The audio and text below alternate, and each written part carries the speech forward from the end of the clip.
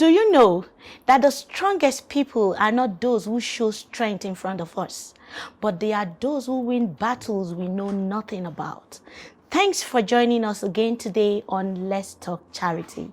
My name is Anazeng Ogozi Peters. And I am Esnet Okunurotipa. Welcome once again. So we all know Let's Talk Charity is that program and that platform that celebrates humanitarian work and workers across board. Not only that, we try to ensure that vulnerable people, people that are disadvantaged, minority groups get the help that they deserve. Exactly. And how are you doing today? I'm very well, thank you. So you look beautiful on this braids. Thank you. Thank you very much. Okay, so today we are discussing the risks of widowhood. Do you know that 1 in 10 African women below the age of below the age of 14 are widowed? Yes, they are, because of the country we're into, because of the hardship, because of a lot of things put together that just right in front of us, day in, day out. And across board, this is not just happening in Nigeria, this is all over Africa. All over the world. And we are really trying to just bring to the limelight the issues that widows face here in Africa today. So I think our guest today is... Our guest today is a wonderful young man that has taken it upon himself to just give it back to humanity, especially the widows. Now, I think he looked, I used to see him, I see courage and strength, because a lot of people would want to do something else to showcase what they are doing and all, but he had decided to give it all for widows. I don't want to say so much, but again, just a bit of it, you know, like the show implies, we give help, and then we bring people to limelight that are doing so much for humanity. So we will take a short break. We'll be right back. And when we come back, we will bring you our guest for today. Stay tuned.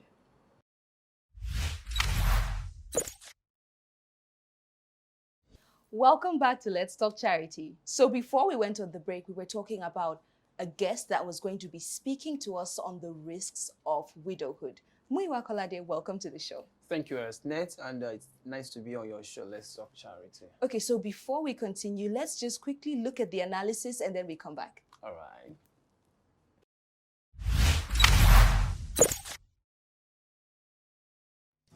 The 2015 World Widows Report by the Lumba Foundation state that there exist 258 million widows around the world, of which 3.5 million are found in Nigeria. Over 42% of Nigerian widows are found to be completely dispossessed, and incidences of cruelty and violence at the hands of in-laws and consistently inferior inheritance outcomes usually tend to be the case. The rights of women in Nigeria, which are mostly conditional on marriage, change in marital status and are likely to influence the success of policies aimed at empowering women. Policies in today's developing countries could also play an important role in helping women, particularly young women and their children, deal with the adverse impacts of widowhood.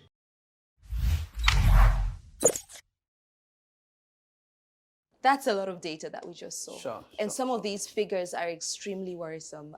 When I see young men like you engaging in things that have to do with women, it always reminds me of the He for She campaign that the United Nations is doing on gender equality, where we're trying to get men from being on the sidelines and we're pushing them to the forefront to ensure that they are also having a say when it comes to, you know, women equality, equal opportunities for women.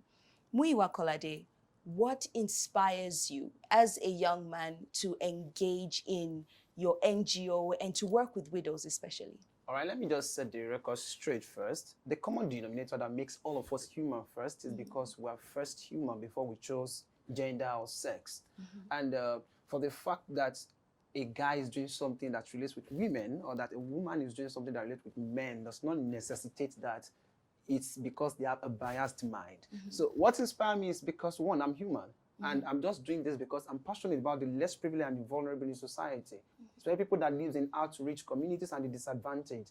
If you look at the settings of nature and how we are structured, these people are by default marginalized in the society. And because we don't have the kind of governance that the world clamors for in terms of leadership. So they are now more marginalized than it ought to be. it is wanting to be a woman first. It has reduced your kind of in pedestal order. You are below. Then now being a widow is like a disadvantage that is having square root or that is squared. So it is not something that is fine. So me as a guy, it's just because I'm human first and passionate about the cause of vulnerable mothers and widows. It's just because I chose that path because they need help. Okay. And I think I'm in the right position to provide. So I was reading through your biography. Your mother is a widow and you grew up amongst women. Do you think that had like a little bit of an influence on also why you're also leaning more to helping women? Okay, no, that has nothing to do because I grew up amidst ladies alone or because of that. But I'm one of the few privileged whose widow, or let me say, whose mother as a widow has the financial capability of actually training their own children, as it were. I lost my father at a very tender age, and my mom was able to rear about 4 or 5 graduates thereafter. Wow, Do you get? that is amazing. But for some people, especially in some parts of Nigeria or some part of Africa that we know, once you become widow, there are so many stigmas, so many unnecessary pressure that are attached to it. I don't want to sound sentimental or mention any region or any geopolitical zone in Nigeria, but we know them. The statistics are out there. They are reeling out every day. So these people, they are, as I established that they were already marginalized, but the pressure that come with them. So it's not because I'm a son of a widow. Whether I like it or not, it's just a matter of when. It's not if. My mother, whether I was tender or I will still grow up, I prayed that my father would die before my mother. So one day it will definitely happen. It's a matter of when. So it happened earlier, and I just took this passion, not because my mother is a widow, but because it's a collective rescue mission for humanity, and I'm just picking it from there. So very quickly, let's look at some statistics that we have online. So there was a study that was put out in the University of Ibadan, and this is what came out. 48% of women, of the widows that they screened, earned low salaries. 55% of them lost their property to relatives in the absence of their husband's will. And then 69% of them experience financial or economic hardship. These are scary figures. What are the challenges that vulnerable widows and mothers are facing? You have an NGO, Mothers Rescue and Empowerment Initiative. What are some of the challenges that you have noticed working with widows that they mainly face? I was trying to establish first about the pressure and the kind of maybe geopolitical zone that you fall to. Let me just establish this. Out of the 258 million widows that we have worldwide, 3.5 million happen to be Nigerian.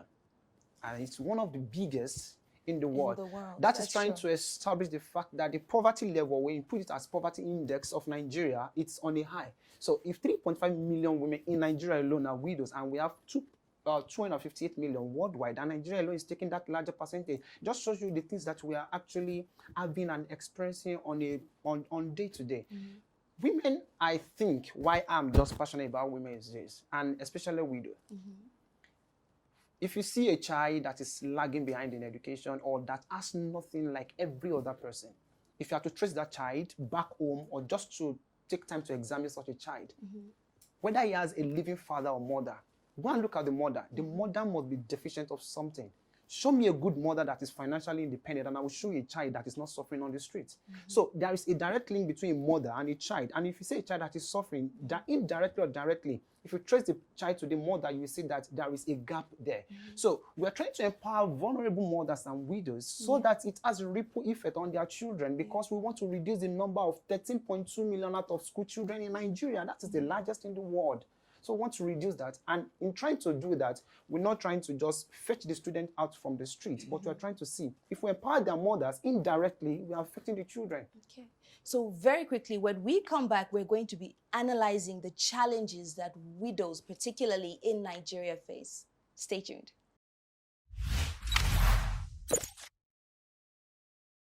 Welcome back. We're here with Muyiwa Kolade, the founder of Mothers Rescue and Empowerment Initiative. So Muyiwa, before the break, we're about to start talking about the challenges that widows face in Nigeria. I was still reading on the World Bank, and here's what the World Bank has to say in a report that they released. They say in much of Africa, marriage is the sole basis for women's access to social and economic rights. most of these are lost upon widowhood. So women are treated as second-class citizens, basically. But then when they now become widows, they drop to a lower level. And double disadvantage. What are the challenges that widows are facing in Africa, in Nigeria particularly? Okay, just a little digression from the topic. Let me just say this. Most of the time when they advise people, when you're starting your marriage, be a friend to your spouse and do this, it has a ripple effect on a long time. So a wife that is not a friend to the husband, immediately the husband dies. We experience this everywhere. The things that follow such is this, not necessarily because you're a widow. We have cases like depression, cases like loneliness, cases like not finding help when you needed it, especially if your husband is your sole help while you're alive. Like I said, I will also not mention, for example, like a geopolitical zone in my country that we all know. The husband is the sole breadwinner of the family. He owns everything and he's in charge. He's in control of everything. So immediately the husband dies, everything goes back to level zero. So the wife is depressed. The wife is lonely. The help doesn't comfort as it used to be. So these are the challenges that are untold to so many people that widows actually face. And they are very real. And some of them, when something has led to depression, suicide is just around the corner. It's just around the corner. It's imminent. It's so sad because 1 in 10 women in Africa are said to be widows. And this is starting. And when I was looking at this, they said children from 14. Now, a child is 14 years old. And this brings us into child marriage at the same time. Now, imagine a child of 14 that is widowed. What happens to someone like that? And these are cases that are happening in real life across Africa. What happens to a child that has been forced into marriage upon which her husband dies? She's considered a widow and then she now has no access to basic amenities. I listened to some CSOs and they were just talking about their experiences, and they were discussing randomly about the issue of early marriage. And I thought before, when you say early marriage, we're talking about teenagers, 13, 14, 15, 16. But now in Nigeria, we have as low as 9-year, 11, 10 being married off. And most of the husband-to-be, the assumed husband, if they are God-fearing, they send their children abroad if they have the financial capability to go grow up. Maybe at a certain age that they are ready for the actual marriage, they bring them back. But some people that are even actually looking for to such marriage, they leverage on that and they start. It's a form of molestation. So when this happens, all those children, now there is a gap. They can't feel among the class of the married, and they are cut away from childhood. So they are in between. They are not youth. They are not adults. They are not children. So they are just there. You just call them human. So they are so lonely, and these are the kind of people that depression is not far-fetched from. So all of these things, taking into consideration and the statistics that we have around, there are things that are discouraging. So when we talk about marginalized people, women in the pedestal order, they are below men in that hierarchical order. Now being a widow has just put them at double disadvantage. And I feel just listening to what you're saying, it's really just calling that many more interventions need to be definitely done, especially because I think this is really predominant in rural areas, grassroots communities, hard to reach locations where education is not much, and sensitization awareness campaign is not reaching. Yes, so definitely a lot more needs to be done, and we need to continue to have conversations like this, because once we continue to have, the more we have conversations like this, the more we're raising awareness of these issues, and the more people can do to work towards mitigating issues like this. That's true. Okay, so what are you doing? What is MRAI doing, Mothers Rescue and Empowerment Initiative? What is your foundation doing for widows and vulnerable women, across board? Okay, as part of our community intervention program, this is what we do. We set out goals, not just to celebrate them on international days. What we do is that we do a kind of demographic survey to identify them first. If we identify them, we can ask their problem. So sometimes we approach the community heads and just ask them questions about the situational report in a particular location just to get our data. And after that, we go there for the actual intervention program through distribution of materials, training them on skill acquisition, and also sometimes we add stipends for them just to have a kind of Startup startup, capitals, because yes. it's a limiting knowledge. When you have impacted knowledge to somebody through skill acquisition, you're not giving them the startup to actually start on a small scale. So those are the things that we do. But our benchmark is not to just do that for a wider audience. We are trying to actually reach out to so many people. But we said we just want every household that has female as head and Female-headed households. female-headed households, Yes. to be able to cater for their homes, so that when home front needs is catered for, then the children will not suffer. So those are the step-by-step progress that we make, that we do before actually doing our community intervention program. That's absolutely wonderful. So you've heard what Muyiwa has to say about Mothers Rescue and Empowerment Initiative, and you would love to partner, you would love to support widows in vulnerable communities, widows in hard-to-reach communities. Feel free to contact us, send an email to us. I think we should also share your handles as well after the program, so that people can definitely key into your vision. Lastly, Muyiwa, I'm really learning a lot from what you have to say here. What are your recommendations for other CSOs who are still in line with this on how to actually work in implementing better programming towards widows? My first recommendation would be for NGOs or for CSO is this. Whether you're a community-based organization or you're a non-governmental organization, provided you're registered and your activity is well known, profound out there, there's need for collaboration and partnership. It makes the world easier, and it makes wider audiences to be covered. Because the problem is this: everybody wants to do it.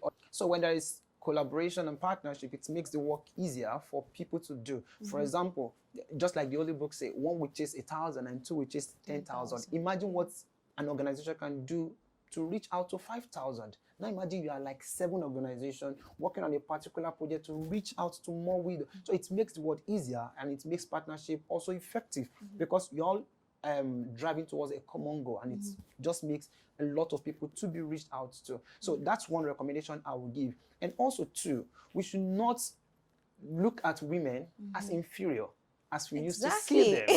Okay, Exactly, no. definitely. I am not a feminist. I need to establish that. I am not a feminist. I think we're basically really just discussing gender equality, where there we're is finding no culture, there opportunities. is no tradition that is older than being human. So it's the fight is not against gender. The fight is not for whether you're a man or you're a woman. It's fight for humanity. It's a collective rescue mission for everybody. So just see that women are not inferior.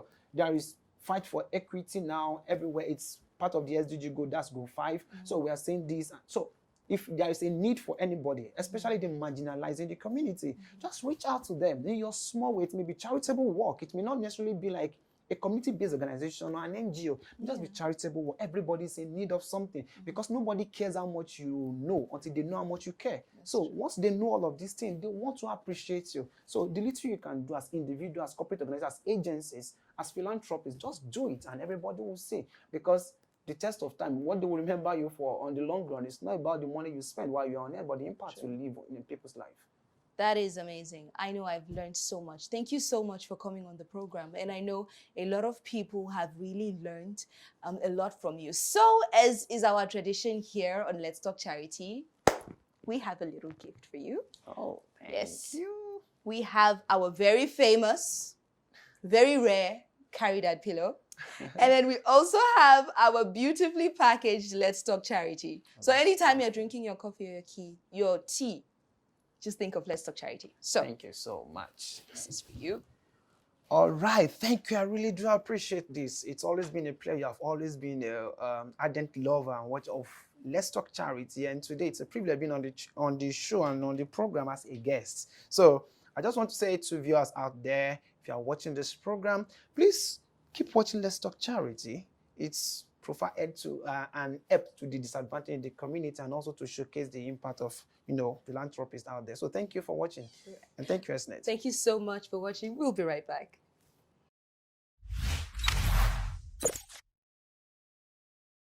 Welcome back. And what do you think? Well, it was really amazing. I usually don't know what to say when it comes to widows and the circumstances surrounding them when their husbands passed. For me, it's always an emotional, situation like I really can put together. So I must really commend Mary Muyiwa Kolade for the bold step, for looking out for widows, for caring, for... Exactly. I can only but say right now that if you're out there and this means a lot to you as much as it is to me, please partner with them. Like we say always, Let's Talk Charity. It's a platform where we bring to you people that are giving back to the society that you don't know. So we bring them forth. It's a platform where people get help. It's a platform where you partner with the right people to reach out to humanity, because a lot of people are out there, they do lots of propaganda. If you want to reach out to Emery, Mr. Muyiwa Kolade's foundation, God has touched you to partner with them to reach out to the 1,000 vulnerable widows out there. Please contact us on the numbers running on the screen, so we will connect you to them, and then they take it up from there. It's been an amazing section. What you think? It really has. Yeah. Really informative, and it's good to celebrate humanitarians. Yes. That, like, I like what you said. People that are actually genuine, because we have so many fake people out there, so many fake people out there, and this platform brings the original. Brings the real. Exactly. It brings the original. Yeah. It makes you see those people that are doing so much, and then you join forces with them to add value. Now, do not forget that the life we live is not for us alone, but for others. That little act of kindness could go a long way. When was the last time you even stepped out of your house, your street, to say hello to the very less privileged person? Try it and you feel very relieved. That little act of kindness can take you far. You would never know. Until next time, on our next episode of Let's Talk Charity. Bye. Bye.